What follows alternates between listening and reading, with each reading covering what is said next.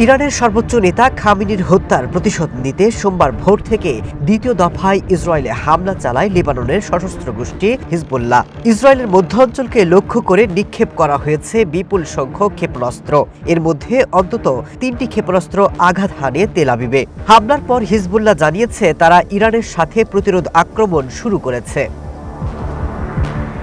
সোমবার ভোরে উত্তর ইসরায়েলের হাইফার কাছে একটি সামরিক ঘাঁটিতেও হামলা চালানো হয়। সংবাদ মাধ্যম টাইমস অফ ইসরায়েল জানিয়েছে, শেষ যুদ্ধবিরতির পর ইসরায়েল লেবাননে হামলা করলেও এই প্রথমবারের মতো ইসরায়েল লক্ষ্য করে হামলা করল হিজবুল্লাহ।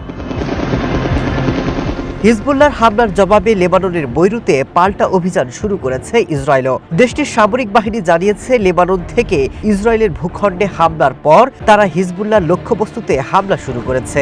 বৈরুতে কয়েকটি ভয়াবহ বিস্ফোরণের তথ্য দিয়েছে আল জাজিরা। লেবাননের কয়েকটি স্থান থেকে বাসিন্দাদের সরে যাওয়ার নির্দেশ দিয়েছে আইডিএফ। ভোর থেকেই রাজধানী ছাড়তে শুরু করেছে আতঙ্কিত বাসিন্দারা।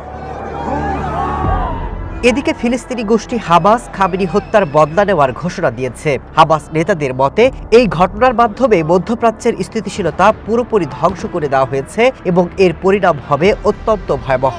চুপ করে নেই ইয়েমেনের হুথি বিদ্রোহীরাও। এরই মধ্যে লোহিত সাগরে পশ্চিমা জাহাজে হামলা আরও জোরদার করার হুমকি দিয়েছে তারা। Masud Rana, one international desk.